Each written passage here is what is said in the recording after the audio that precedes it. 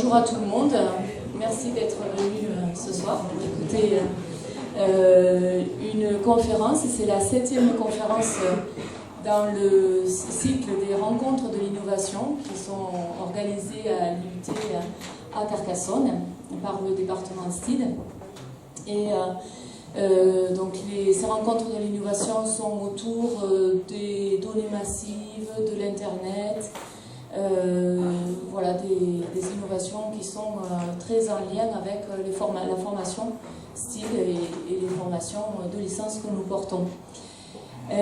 Donc ce soir, nous avons le plaisir d'accueillir Nathalie Vialanex, qui vient de l'INRA, qui est directrice de recherche à l'INRA à Toulouse, à côté de Toulouse, et qui va nous parler de la biologie et des progrès de la biologie grâce au big data notamment. Voilà, merci Nathalie, je te laisse la parole. Merci Sylvie, merci pour l'invitation et merci d'être venue m'écouter, même si pour certains d'entre vous, vous avez été peut-être un petit peu incités à le faire. Je vais donc effectivement vous parler de la biologie et notamment des évolutions récentes de la biologie et de pourquoi dans cette discipline, ces dernières années, la statistique, les mathématiques et l'informatique sont devenues de plus en plus importants. Donc Big Data, c'est un peu pour le marketing, mais vous verrez qu'on travaille effectivement avec des données qui sont relativement volumineuses. Donc pour commencer un petit peu à mettre du contexte là-dessus, je vais un petit peu vous parler de mon métier. Donc moi je suis chercheuse à l'INRA. Donc l'INRA, c'est l'Institut national de recherche en agronomie. Dans cet institut, on est le premier institut de recherche agronomique en Europe et on est aussi le deuxième au niveau mondial. On a plusieurs types de métiers qui collaborent pour mener des recherches autour de l'agriculture, donc des chercheurs, des ingénieurs et des techniciens. Et on travaille principalement sur 3 domaines d'activité, donc l'alimentation, donc la sécurité alimentaire, la santé alimentaire, la toxicité des aliments. Donc l'agriculture, ce pourquoi on est en général les plus connus, donc l'amélioration des espèces agricoles, animales et végétales, mais aussi la création de nouvelles pratiques en agronomie, sur comment réaliser des cultures, mélanger des cultures, etc. Et aussi un volet environnement sur la biodiversité et le développement de méthodes innovantes pour retraiter les déchets. Voilà, donc c'est nos principaux domaines d'activité. Moi, là-dedans, je suis chercheuse en statistique. Donc, qu'est-ce que c'est chercheuse en statistique dans un institut d'agronomie? Ça veut dire que je suis impliquée dans des recherches finalisées, donc avec des applications par exemple en santé humaine. Donc, notamment, j'ai travaillé sur l'obésité, pas mal, et en génétique animale, sur la santé des animaux et la génomique des animaux d'élevage. Donc ça, c'est le centre de mes activités de recherche. Voilà. Donc pour pouvoir commencer, alors je pense qu'il y aura plein de petits problèmes sur mes slides parce que évidemment ça n'est pas le même logiciel sur cet ordinateur et sur le mien. Bon, c'est pas très grave. Il y aura des petits textes qui se superposent, mais ça devrait pas trop bouger. Donc pour commencer, pour pouvoir vous expliquer pourquoi la statistique et l'informatique sont importants en biologie, je vais vous introduire quelques concepts vraiment très très élémentaires de biologie. Ça va être des grosses approximations. D'ailleurs, je ne suis pas biologiste, donc je ne suis pas capable d'expliquer tout ça vraiment bien dans les détails, et c'est très complexe. Ce qu'il faut savoir, grosso modo, c'est que tous les êtres vivants portent à l'intérieur de leurs cellules un matériel génétique qui est dans des chromosomes. Donc c'est sans doute des choses que vous avez dû voir quand vous étiez au lycée. Et ces chromosomes, ils sont constitués d'une hélice à double brin, comme ça, qu'on appelle l'ADN. Et cette hélice, elle est elle-même constituée de petits constituants qui s'apparient par paire. Ces constituants, c'est des acides nucléiques ACTG. Donc ce sont des lettres qui s'enchaînent le long de l'ADN, ACTG, TCGA, et T est toujours collé avec A et C est toujours collé avec G. C'est pour ça que le bleu est toujours en face du vert et le jaune est toujours en face du rouge. Et donc cet ADN, ça constitue comme une sorte de livre gigantesque avec ces 4 lettres. Et comment est-ce que ça fonctionne l'ADN? Eh bien, en général, vous avez une petite partie de l'ADN qui à certains endroits s'ouvre. Donc pour simplifier, on va dire que c'est un gène. Et cette petite partie, elle est copiée. Et cette copie circule dans la cellule et est utilisée pour produire ce qu'on appelle les protéines qui servent au fonctionnement de la cellule. Donc c'est une vision très très simplifiée des choses. En vérité, c'est beaucoup plus compliqué que ça. Alors je vous ai mis un petit schéma qui résume un petit peu la complexité des choses. Donc l'ADN est enroulé autour de marques d'histone. Elle a elle-même des marques de méthylation. Il y a beaucoup de choses compliquées qui se passent. Il y a des métabolites qui produisent des réactions chimiques dont les protéines sont les enzymes, par exemple. Tout ça, c'est un enchevêtrement de composants tout petits qui interagissent les uns avec les autres pour faire que vous êtes vivant et que vous arrivez à fonctionner. Voilà. Donc, pour donner quelques chiffres, l'ADN, c'est vraiment immense. J'ai pris quelques exemples sur le génome humain. Donc, ce que vous avez dû apprendre au lycée, c'est que vous avez 26 paires de chromosomes. Dans chaque paire de chromosomes, vous avez un chromosome qui vient de votre père et un qui vient de votre mère, et puis vous en transmettez un à votre descendance. Chez l'humain, c'est 2 fois 26 chromosomes, ça constitue 3400 millions de petites lettres ACTG. D'accord ? Donc c'est un livre à 3400 millions de lettres. La taille des génomes est très variable d'un organisme vivant à l'autre. Chez le virus, par exemple, c'est tout petit, 13 000 petites lettres. Chez le maïs, c'est plus gros que chez l'homme, 5 millions de petites lettres. Et puis, le plus gros génome qu'on connaît, il est attribué à une amibe. Il fait à peu près 675 000 millions de petites lettres. Voilà. Donc chez l'humain, les parties qui permettent d'aller coder des protéines, qu'on appelle des gènes, on sait qu'il y en a à peu près 26 000, et il y en a plus chez d'autres espèces végétales, comme par exemple le maïs. Et mis bout à bout, si on met tous nos chromosomes bout à bout, qu'on les étire bien, dans une cellule, il y en a 2 mètres. Donc c'est pour vous dire qu'à l'intérieur d'une cellule qui fait quelques microns, on a une compaction très très forte de l'information. Dans le corps humain, l'ensemble de votre ADN, ça vous permet de faire 70 fois le trajet Terre-Soleil. Donc tout ça, c'est pour vous donner une idée de la quantité d'informations qui est contenue dans cet ADN. Donc évidemment, quand on commence à le mesurer, on commence à avoir des données très très volumineuses. On ne traite pas ça généralement sur nos petits ordinateurs. On a des clusters de calcul, on a des grosses machines pour stocker et pour traiter cette information. Alors je vais vous expliquer un petit peu le type de choses qu'on fait sur ces données-là. Et pour vous expliquer ça, il faut que je vous explique un petit peu comment on collecte ces données sur l'ADN.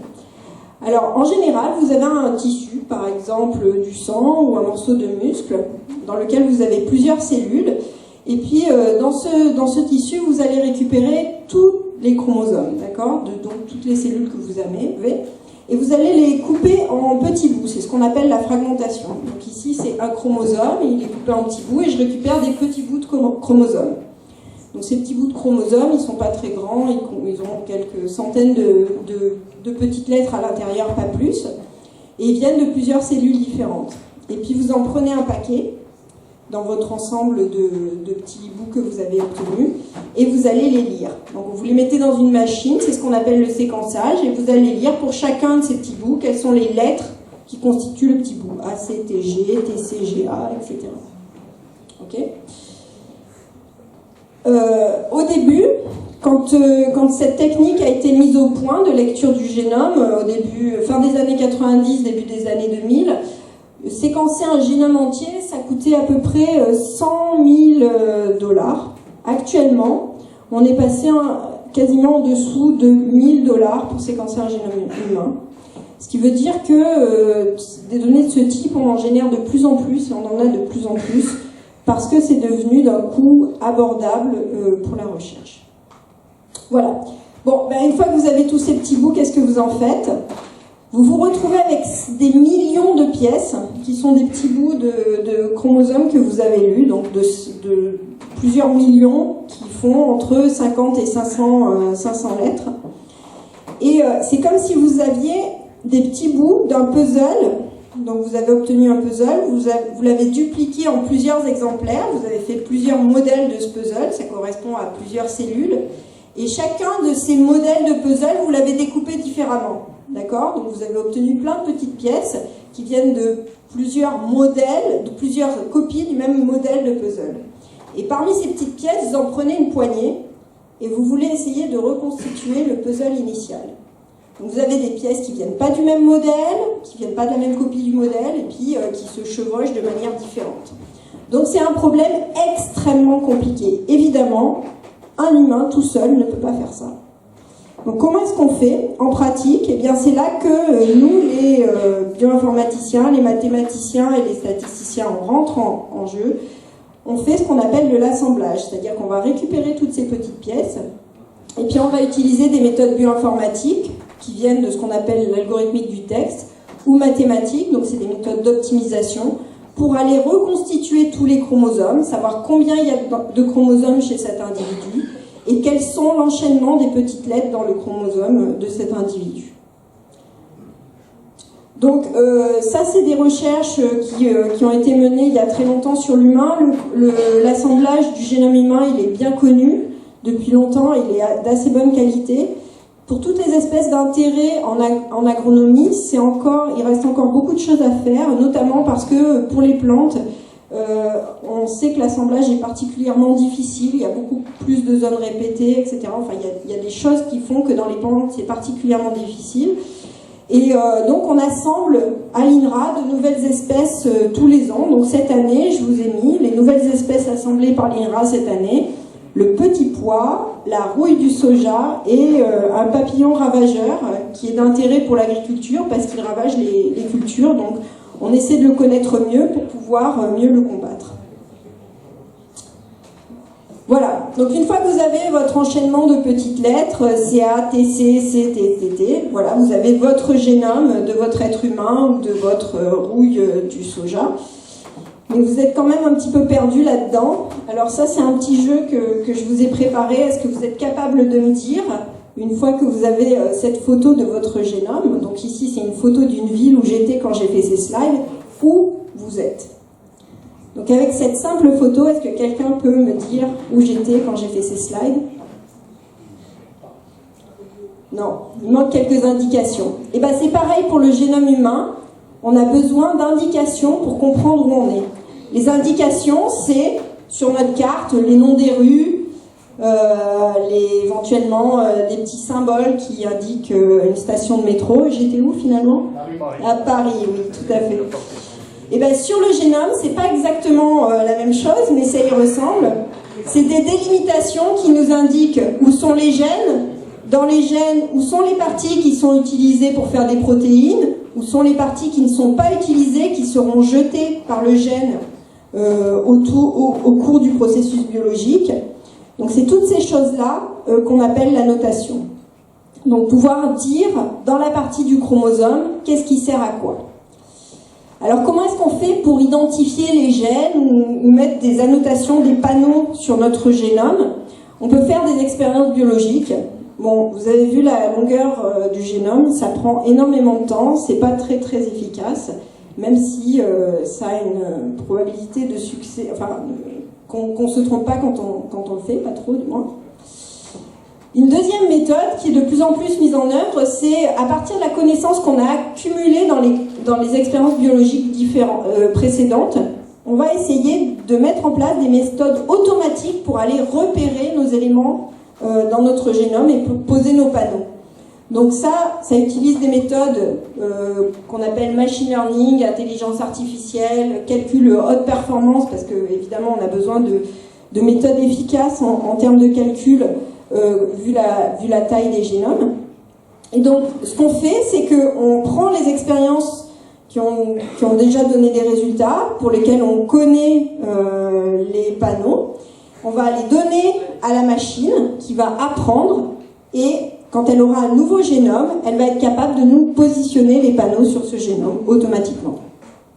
Donc ça, c'est un projet auquel j'ai participé, par exemple à Toulouse, qui s'appelait SparkGen, où on a essayé de retrouver ce qu'on appelle des introns, donc c'est des parties du gène que le gène n'utilise pas pour coder la protéine. Et on a utilisé une méthode qu'on appelle SVM, Support Vector Machine, qui est une méthode de machine learning, pour aller retrouver automatiquement ces introns dans des génomes dans lesquels ils n'étaient pas connus. Donc c'était les génomes de la rose et du maïs. On a fait ça sur un gros cluster de calcul qui fait du calcul en parallèle et qui s'appelle un cluster Spark. Voilà. Bon, problématique suivante. Maintenant on a notre génome, on a nos petits panneaux dessus, tout va bien, on sait où sont les gènes. Et vous allez me dire, on a tous des génomes qui se ressemblent. Et pourtant, on n'est pas tous pareils. C'est qu'en fait, dans nos génomes, il y a quelques petites variations. Alors, entre deux individus dans cette salle, vous avez à peu près 99,9% de votre génome en commun. D'accord? Et c'est les 0,1% de différence qui font toute la différence qu'on a dans cette salle entre vos tailles, votre couleur de cheveux, vos couleurs d'yeux, etc. Donc ces 0,1% restants, c'est ce qu'on appelle des variants.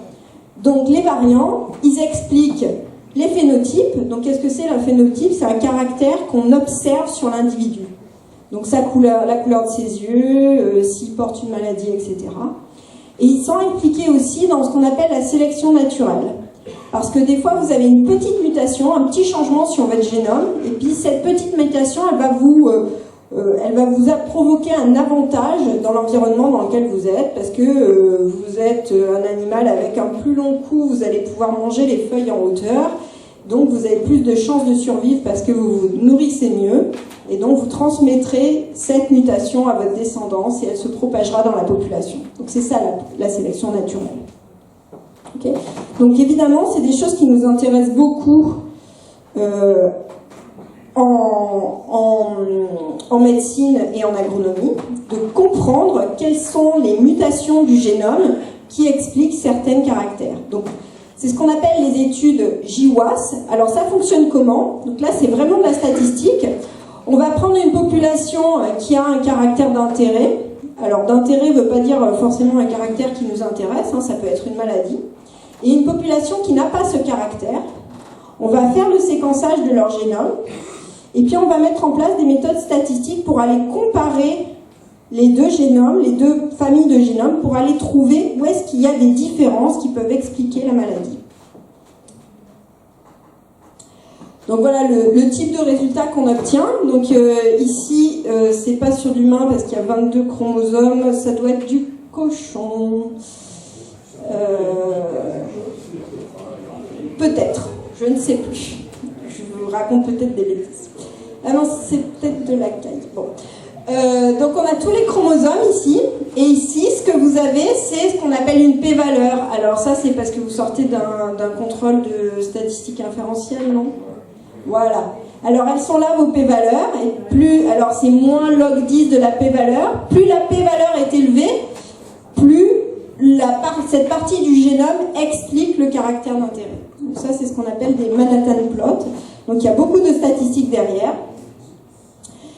Et on trouve différents types de variations. Alors parfois, on a des variations dans lesquelles on a un seul gène qui est responsable de ce qu'on observe. Donc par exemple, dans le cadre du nanisme, on connaît le gène qui est responsable du nanisme, et on sait que s'il y a une mutation sur ce gène, une seule, dans une des deux copies du gène que vous avez, vous serez atteint de cette maladie. La mucoviscidose, c'est un petit peu la même chose. Vous avez le gène CFTR, et si vous avez les deux copies de ce gène qui possèdent une mutation, ben, il faut que les deux copies possèdent la mutation, vous aurez la maladie. Par contre, si vous avez une seule copie qui a une mutation, vous serez ce qu'on appelle porteur sain. Et il se trouve que j'ai pris cet exemple parce que c'est la maladie pour laquelle on a la plus forte prégnance de porteurs sains dans la population. C'est la maladie qui est la plus fréquente dans la population au niveau porteur sain. Vous avez d'autres types de caractères dans lesquels plusieurs gènes sont responsables. Donc pour tous les caractères un petit peu compliqués, donc certaines maladies comme la schizophrénie, la maladie de Crohn, ou des caractères aussi complexes que la taille, vous avez beaucoup de gènes qui sont liés à la maladie, aucun n'est causal, mais chacun a des effets faibles qui peut-être, ça reste encore à déterminer, interagissent avec l'environnement pour expliquer la maladie. Donc ça, c'est des choses extrêmement difficiles à trouver. Il y a encore régulièrement des recherches sur ces domaines-là. Donc trouver ces effets faibles et comprendre les interactions, ce sont des problèmes très très difficiles sur lesquels on travaille encore actuellement, tous les jours, en statistique. Bon, en agronomie, qu'est-ce qui se passe?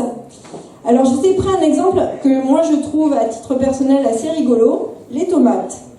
Donc les tomates, quand vous allez chez votre primeur, vous voyez, elles ont des formes très différentes, des tailles très différentes, de la tomate cerise à la tomate, aux grosses tomates cœur de bœuf. Elles ont des couleurs très différentes, jaune, vert, rouge, voilà. Et bien toutes ces différences, c'est expliqué par très très peu de localisation sur le génome. En gros, on sait qu'on a 8 variants qui permettent de moduler à peu près toutes les couleurs de tomates. Donc 8 positions seulement dans le génome qui expliquent toutes les couleurs des tomates. Et 6 variants, 6 positions seulement dans le génome qui expliquent toutes les tailles des tomates.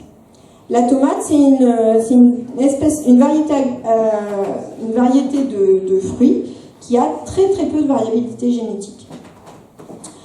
Alors, quels sont les problèmes qu'on se pose, par exemple, quand on connaît ces variants? C'est quelles sont les variétés de tomates qu'on peut croiser pour améliorer la qualité globale de la tomate résultante, au niveau de l'apparence, du goût, de la texture, des qualités nutritives.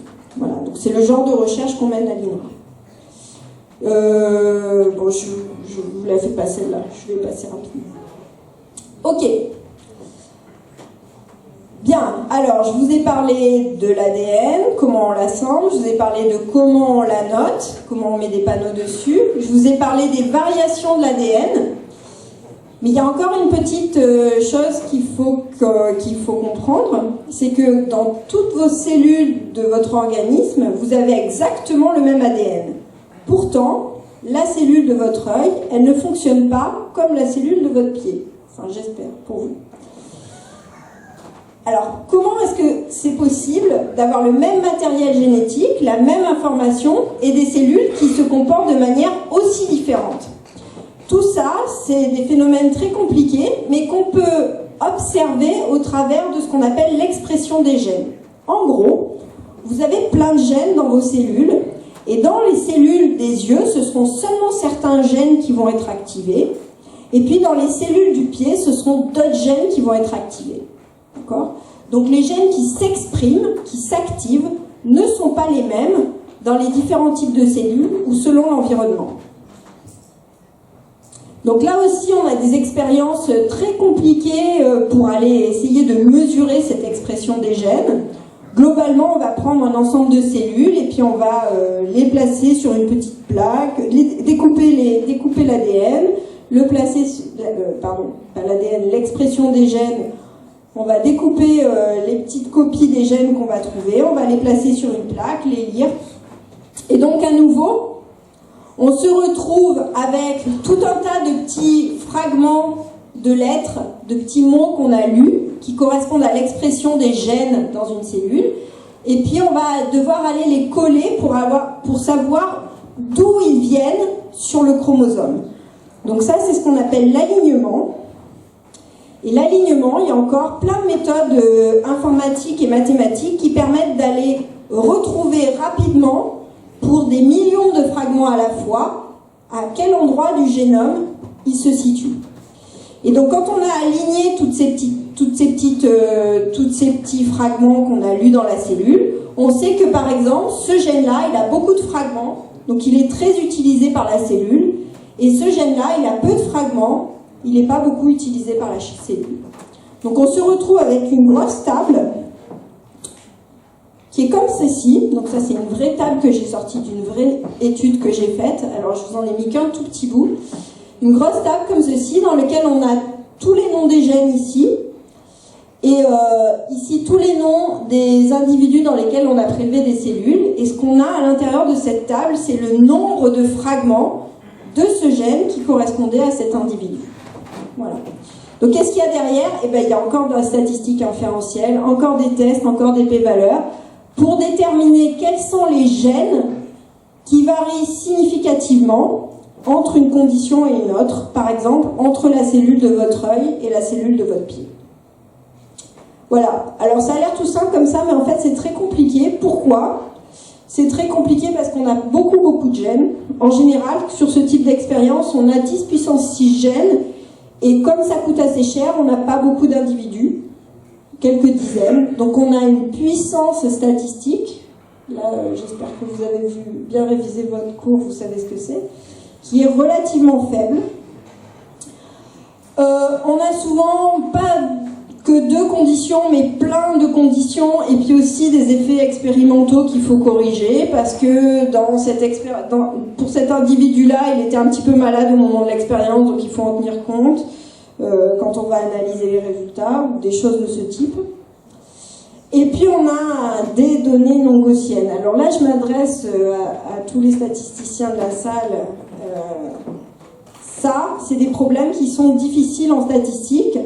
Quand les données ne suivent pas une belle cloche, une belle courbe en loi normale, eh bien tous nos tests statistiques qu'on sait faire habituellement, ils ne fonctionnent pas très bien. Donc il y a toute une théorie statistique qui est développée autour de tests qui sont adaptés à ces données-là. Donc voilà, donc derrière tout ça, il y a des maths, il y a de la stat, et puis il y a de la mise en œuvre ensuite pour trouver de l'information biologique.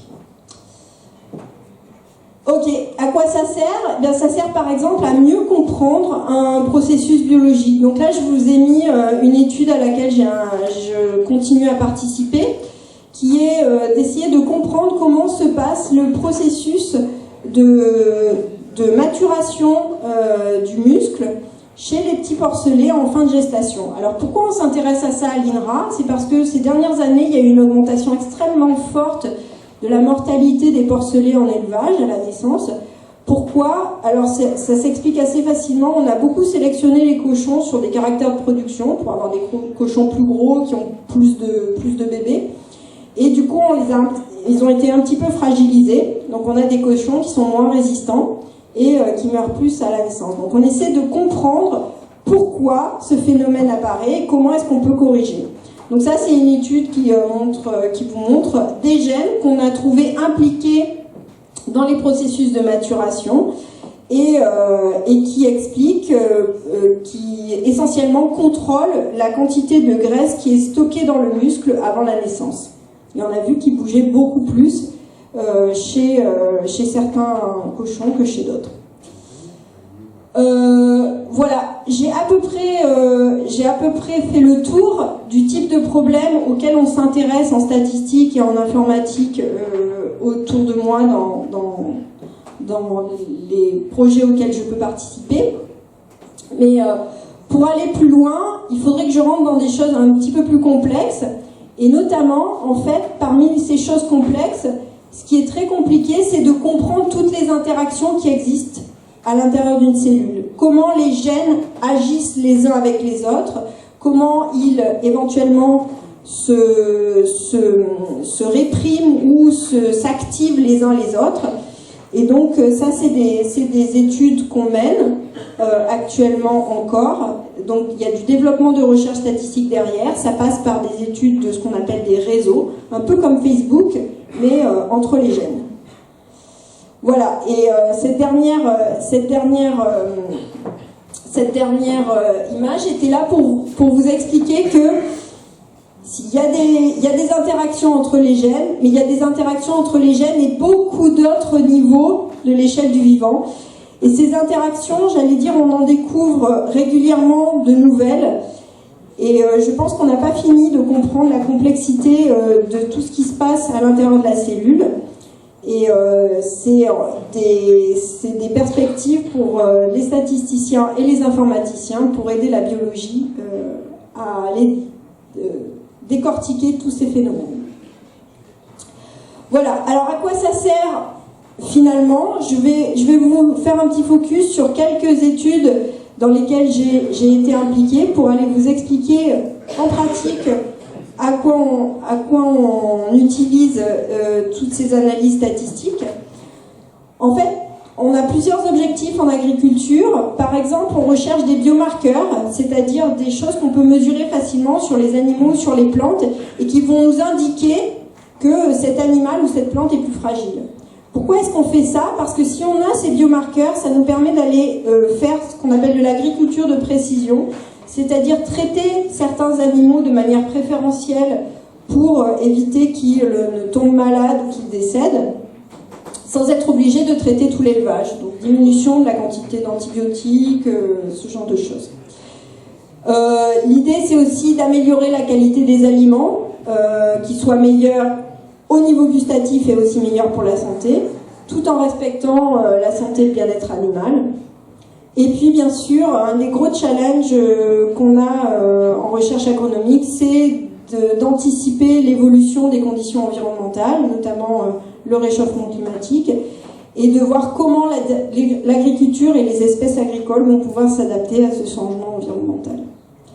Donc je vous ai parlé un petit peu tout à l'heure de cet équilibre qu'on essaie de retrouver entre production chez les animaux d'élevage et robustesse, résistance aux maladies, survie à la naissance.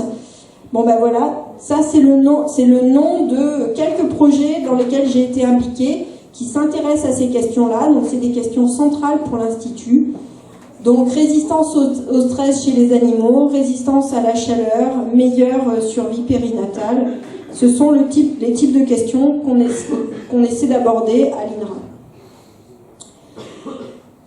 Ces techniques sont aussi utilisées bien sûr en médecine, à peu près pour des questions qui sont relativement similaires, à savoir recherche de biomarqueurs pour pouvoir adapter les traitements, pas simplement à la maladie, mais aussi à l'individu, pour avoir des traitements qui sont personnalisés, ce qu'on appelle de la médecine de précision. Alors l'exemple le plus simple de médecine de précision, c'est quand on vous fait une transfusion sanguine. En général, on ne vous met pas n'importe quel sang. On récupère votre groupe sanguin et on essaie de vous mettre du sang d'un groupe sanguin adapté, parce que sinon probablement vous allez décéder pendant la transfusion. Donc la médecine de précision, c'est pousser ce concept-là un petit peu plus loin. Il faut savoir que pendant des années, les traitements ont été essentiellement testés sur des hommes blancs, et qu'on s'est rendu compte que, par exemple, ce principe faisait que certains traitements étaient moins bien adaptés pour les femmes, ou moins bien adaptés pour des gens qui avaient des couleurs de peau qui n'étaient pas blancs. Voilà. Donc actuellement, on essaie d'équilibrer l'interaction entre le traitement que vous recevez et qui vous êtes, ce qui est encodé en particulier dans votre génome, mais pas que.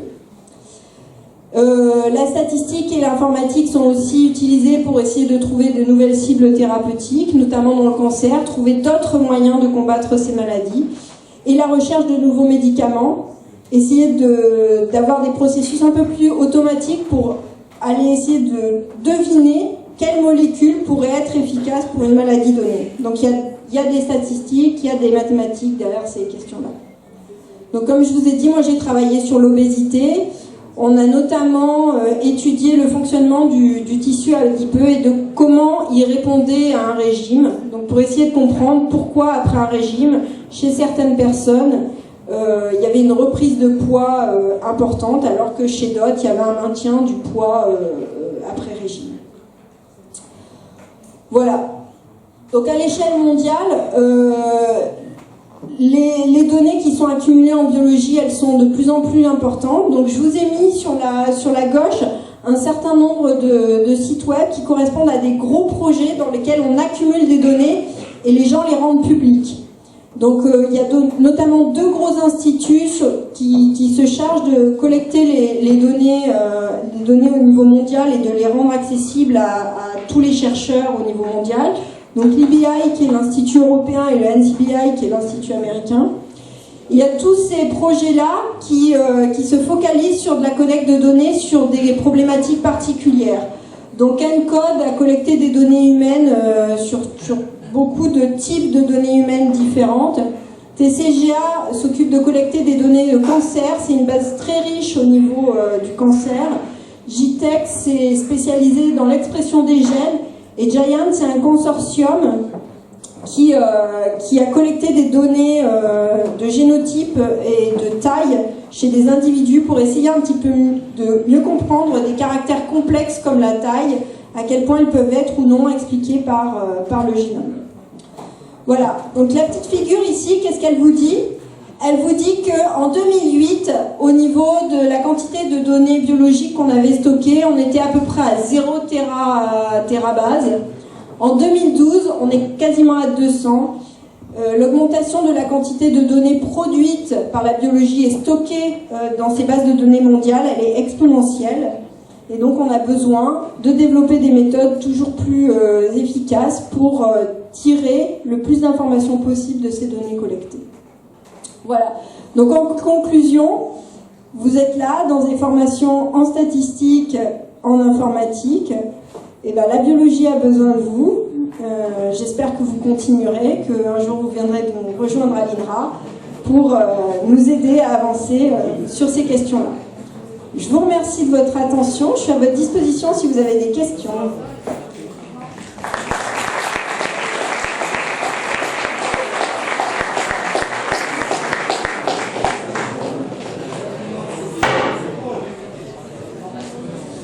Attention, c'est pas encore l'heure de partir. Je te le dis. Je crois que tu as anticipé un petit peu.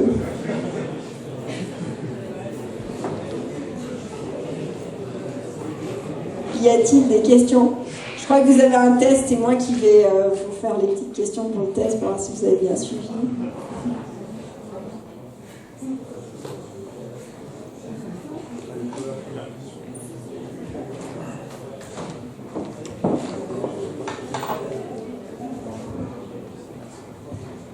Bonjour, merci pour cette présentation. Alors, une question simple en liaison avec l'informatique. Donc, il faudrait à peu près combien de mégaoctets ou de gigaoctets pour stocker le génome humain que vous avez présenté auparavant? En fait, ça dépend énormément de la manière dont il est stocké. Quand on récupère les données qui sont issues du séquençage, c'est-à-dire toutes les pièces du puzzle, c'est assez lourd, donc ça se compte en plusieurs gigas. Mais une fois qu'on a réalisé l'assemblage et qu'on a juste la séquence, c'est beaucoup moins grand. Alors je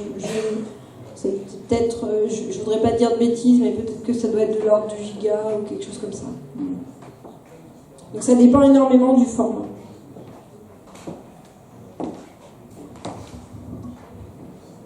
D'autres questions?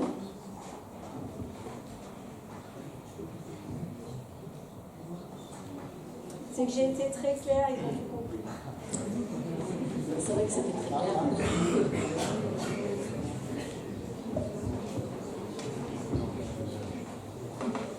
Oui, vous nous avez dit que pour le travail qu'on lui demande, la machine apprend, et donc ça fait penser à l'intelligence artificielle. Donc, dans quelle mesure l'intelligence artificielle, on en parle beaucoup maintenant, peut vous aider dans vos recherches, dans l'avenir? Voilà mes questions. Alors en fait, c'est déjà des méthodes qui sont utilisées chez nous, particulièrement sur tous les problèmes dont j'ai parlé, d'annotation automatique. C'est déjà des méthodes d'intelligence artificielle qui sont utilisées, ou de machine learning, ce qui est à peu près équivalent ou pas loin. Pour ce qui est des méthodes les plus récentes d'intelligence artificielle qu'on appelle deep learning, réseau de neurones profond, etc., c'est des choses qui sont en train d'arriver chez nous. Il se trouve qu'on a quand même un petit peu des problèmes un petit peu différents des gens du traitement d'image, dans lesquels